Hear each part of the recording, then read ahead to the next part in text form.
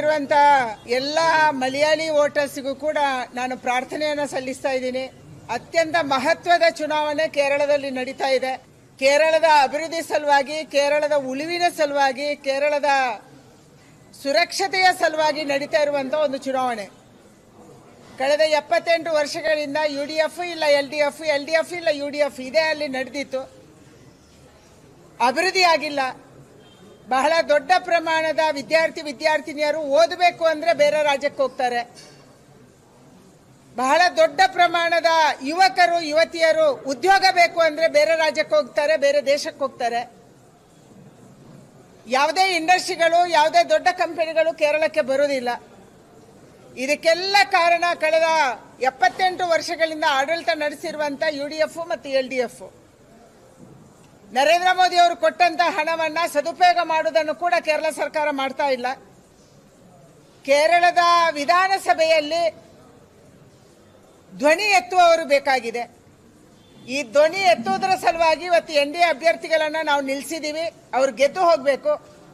ನರೇಂದ್ರ ಮೋದಿ ಅವರು ಕೊಟ್ಟಂತ ಒಂದೊಂದು ಯೋಜನೆ ಕೂಡ ಕೇರಳದಲ್ಲಿ ಸದುಪಯೋಗ ಆಗಬೇಕು, ಜನರ ತನಕ ತಲುಪಬೇಕು.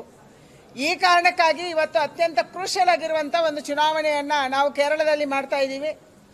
ನಾನು ಕರ್ನಾಟಕದಲ್ಲಿರುವಂತ ಎಲ್ಲ ಕೇರಳದ ವಿದ್ಯಾರ್ಥಿನಿಯರಿಗೆ ಮತ್ತು ಯಾರು ಉದ್ಯೋಗವನ್ನ ಬಿಸ್ನೆಸ್ ಅನ್ನ ಮಾಡ್ಕೊಂಡು ಇಲ್ಲಿದ್ದಾರೆ ಅವರಿಗೆ ವಿನಂತಿ ಮಾಡುವಂಥದ್ದು, ದಯಮಾಡಿ ಕೇರಳಕ್ಕೆ ಹೋಗಿ ಕೇರಳದ ನಿಮ್ಮ ಬಂಧುಗಳಿಗೆ ಹೇಳಿ, ನಿಮ್ಮ ಫ್ರೆಂಡ್ಸ್ಗೆ ಹೇಳಿ, ಯಾರು ಮತದಾರರಿದ್ದಾರೆ ಮತದಾರರು ಕೇರಳಕ್ಕೆ ತಲುಪಬೇಕು ಮತ್ತು ಮತವನ್ನ ಹಾಕಬೇಕು ಅನ್ನುವಂಥ ವಿನಂತಿಯನ್ನು ಮಾಡೋದಕ್ಕೆ ನಾವು ಇವತ್ತು ಸಭೆಯನ್ನು ಕರೆದಿದ್ವಿ.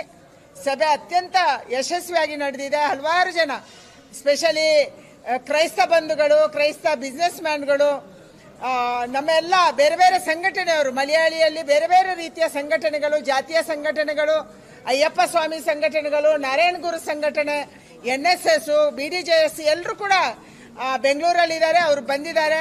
ಅವರೆಲ್ಲರೂ ಕೂಡ ನಾವು ಕೇರಳಕ್ಕೆ ಹೋಗ್ತೀವಿ, ಕೆಲಸ ಮಾಡ್ತೀವಿ, ಚುನಾವಣೆ ಪ್ರಚಾರ ಮಾಡ್ತೀವಿ, ಹಾಗೇನೆ ಮತವನ್ನು ಹಾಕ್ತೀವಿ ಅನ್ನುವಂಥ ವಿಚಾರವನ್ನು ತಿಳಿಸಿದ್ದಾರೆ. ಅದಕ್ಕಾಗಿ ಬಹಳ ಖುಷಿಯಾಗಿದೆ. ಕೇರಳದ ಚುನಾವಣೆಯಲ್ಲಿ NDA ಯಶಸ್ವಿ ಆಗತ್ತೆ ಅನ್ನುವಂಥ ವಿಶ್ವಾಸ ನಮ್ಮೆಲ್ಲರಿಗೂ ಇದೆ. ಭಾಷೆ ಕಲಿಯುವಂಥದ್ದು ಹೇರಿಕೆ ಅಲ್ಲ. ನಾನು ಡೆಲ್ಲಿಗೆ ಹೋದ ಮೇಲೆ ನಾವು ಮಾತಾಡುವಾಗ ಕೂಡ ಕನ್ನಡದ ಹಲವಾರು ಜನ ಗೇಲಿ ಮಾಡಿದ್ರು. ಯಾವ ಹಿಂದಿ ಭಾಷೆ ಮಾತಾಡ್ತಿದ್ದಾರೆ, ಇವರಿಗೆ ಭಾಷೆ ಅರ್ಥ ಆಗುತ್ತಾ ಅಂತೇಳಿ. ಹಲವಾರು ಜನ ದಕ್ಷಿಣ ಭಾರತೀಯವರಿಗೆ ತಮಾಷೆ ಮಾಡ್ತಾರೆ, ಯಾವ ಭಾಷೆಯಲ್ಲಿ ನೀವು ಪಾರ್ಲಿಮೆಂಟ್ ಅಲ್ಲಿ ಮಾತಾಡ್ತೀರಿ ಅಂತ. ನಾವೆಲ್ಲರೂ ಅನುಭವಿಸಿದೀವಿ. ನಮ್ಮ ಮಕ್ಕಳು ಉದ್ಯೋಗಕ್ಕಾಗಿ, ನಮ್ಮ ಮಕ್ಕಳು ಶಿಕ್ಷಣಕ್ಕಾಗಿ ಕೇವಲ ಕರ್ನಾಟಕದಲ್ಲಿ ಇರಲ್ಲ, ಅವರು ಬೇರೆ ಬೇರೆ ರಾಜ್ಯಕ್ಕೆ ಹೋಗ್ತಾರೆ, ಬೇರೆ ಬೇರೆ ದೇಶಕ್ಕೂ ಹೋಗ್ತಾರೆ. ಯಾವಾಗ ಮಕ್ಕಳು ಭಾಷೆ ಕಲಿತಾರೆ ಕಲಿಬಹುದು. ನಾವು ದೊಡ್ಡವರಿಗೆ ಭಾಷೆ ಕಲೀರಿ ಅಂದ್ರೆ ನಮ್ಗೆ ಅಷ್ಟು ಬೇಗ ಕಲಿಯಕ್ಕಾಗಲ್ಲ, ಸುಲಭನೂ ಅಲ್ಲ. ಅದಕ್ಕಾಗಿ ನನ್ನ ವಿನಂತಿ ಇರುವಂತದ್ದು, ರಾಜ್ಯ ಸರ್ಕಾರ ಅನವಶ್ಯಕವಾದಂತ ತ್ರಿಭಾಷಾ ನೀತಿಯ ಬಗ್ಗೆ ಗೊಂದಲವನ್ನ ಸೃಷ್ಟಿ ಮಾಡ್ತಾ ಇದೆ. ನಾವು ಚಿಕ್ಕಂದಿನಿಂದ ತ್ರಿಭಾಷೆಯನ್ನ ಕಲ್ತಿದೀವಿ, ಏನ್ ತೊಂದರೆ ಆಗಿದೆ? ನಾವು ಕನ್ನಡಿಗರೇ, ಕನ್ನಡದ ಮೇಲೆ ನಮ್ಗೆ ಪ್ರೀತಿ ಇದೆ, ಕನ್ನಡದ ಮೇಲೆ ವಿಶ್ವಾಸ ಇದೆ. ನಾವು ಕನ್ನಡವನ್ನ ಕನ್ನಡ ಮಾತೆ ಅಂತ ಹೇಳ್ತಾ ಇರುವಂತವ್ರು. ಆದ್ರೆ ನಮ್ಮ ಮಕ್ಕಳು ಅತ್ಯಂತ ಚಿಕ್ಕ ವಯಸ್ಸಲ್ಲೇ ಎಲ್ಲಾ ಭಾಷೆಯನ್ನು ಕಲಿಬೇಕು. ನಾನು ಕೇವಲ ಹಿಂದಿ ಬಗ್ಗೆ ಹೇಳ್ತಾ ಇಲ್ಲ, ಅಥವಾ ಕೇವಲ ಇಂಗ್ಲಿಷ್ ಬಗ್ಗೆ ಹೇಳ್ತಾ ಇಲ್ಲ. ಎಲ್ಲಾ ಭಾಷೆಯನ್ನು ನಮ್ಮ ಮಕ್ಕಳಿಗೆ ಕಲಿಯುವಂತ ತಾಕತ್ತಿರುತ್ತೆ. ಆ ಚಿಕ್ಕ ಮಗುವಿಗೆ ಅದು ಮಣ್ಣಿನ ಮೂರ್ತಿಯಲ್ಲಿ ಯಾವುದನ್ನು ಮಾಡಿದ್ರು ಕೂಡ ಅದು ಮೂರ್ತಿ ಆಗುತ್ತೆ. ಅದಕ್ಕಾಗಿ ಎಲ್ಲಾ ಭಾಷೆಯನ್ನು ಎಲ್ಲರೂ ಕಲಿಬೇಕು. ಕರ್ನಾಟಕ ರಾಜ್ಯ ಸರ್ಕಾರ ಗೊಂದಲ ಮಾಡಿದೆ.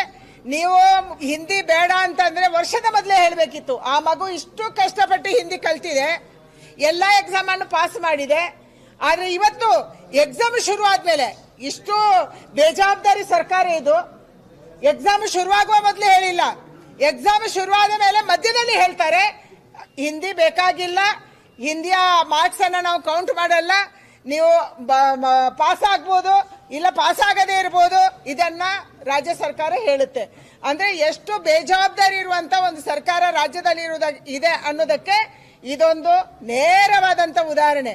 ಶಿಕ್ಷಣ ಮಂತ್ರಿಗಳಿಗೆ ಶಿಕ್ಷಣ ಇಲ್ಲ, ಶಿಕ್ಷಣದ ಬಗ್ಗೆ ಗೊತ್ತಿಲ್ಲ, ಮಕ್ಕಳ ಮಾನಸಿಕತೆಯ ಬಗ್ಗೆ ಗೊತ್ತಿಲ್ಲ, ಅವರು ಅಧ್ಯಯನ ಮಾಡಲ್ಲ. ಇಂಥವರು ಶಿಕ್ಷಣ ಸಚಿವರಿದ್ದಾರೆ, ಅವರು ನಿರ್ಧಾರ ತಗೊಂತಾರೆ. ಹೋಗ್ಲಿ ಮುಖ್ಯಮಂತ್ರಿಗಾದ್ರೂ ಪ್ರಜ್ಞೆ ಇರಬೇಕಲ್ಲ. 1 ವರ್ಷ ಕಲಿತ ಮೇಲೆ ಎಕ್ಸಾಮ್ ಬರುವಾಗ ನೀವು ಎಕ್ಸಾಮ್ ಬರಿಬೇಡಿ ಅಂತಂದ್ರೆ ಏನು ಅರ್ಥ? ಆ ಮಕ್ಕಳೇನೇ ಹೇಳಿಲ್ಲ ನಮ್ಗೆ ಹಿಂದಿ ಬೇಡ, ನಮ್ಗೆ ಇಂಗ್ಲಿಷ್ ಬೇಡ ಅಂತ ಮಕ್ಕಳು ಹೇಳಿದಾರ? ಮಕ್ಕಳು ಕೇಳ್ಕೊಂಡಿಲ್ಲ, ಎಲ್ಲೂ ಟೀಚರ್ಸ್ ಕೇಳ್ಕೊಂಡಿಲ್ಲ, ಪೋಷಕರು ಕೇಳ್ಕೊಂಡಿಲ್ಲ. ಯಾರನ್ನು ಕೇಳಿ ನೀವು ಕ್ಯಾನ್ಸಲ್ ಮಾಡ್ತೀರಿ? ಮಕ್ಕಳಿಗೆ ನಾನು ಇವತ್ತು ಮತ್ತೊಂದು ಸರಿ ಹೇಳ್ತೀನಿ, ನಮ್ಮ ಮಕ್ಕಳು ಮಣ್ಣಿನ ಮೂರ್ತಿ. ಅವರಿಗೆ ಯಾವ ಮೂರ್ತಿ ಹೇಗೆ ಮಾಡಿದ್ರು ಮೂರ್ತಿ ಆಗುತ್ತೆ. ನೀವು ಯಾವ ಭಾಷೆ ಕಲಿಯಕ್ಕೆ ಹೋದ್ರೂ ಅವ್ರು ಕಲಿತಾರೆ. ದೊಡ್ಡವರಾದ್ಮೇಲೆ ನಾವು ಯಾರು ಕಲಿಯಕ್ಕಾಗಲ್ಲ. ಅದಕ್ಕಾಗಿ ನಮ್ಮ ಮಕ್ಕಳು ಎಲ್ಲವನ್ನ ಕಲಿಬೇಕು, ಎಲ್ಲ ವಿಚಾರವನ್ನು ಕಲಿಬೇಕು, ಎಲ್ಲ ಸಂಸ್ಕೃತಿಯನ್ನು ಕಲಿಬೇಕು, ಎಲ್ಲ ಭಾಷೆಯನ್ನು ಕಲಿಬೇಕು. ಇದರ ಪರವಾಗಿರುವವರು ನಾವು.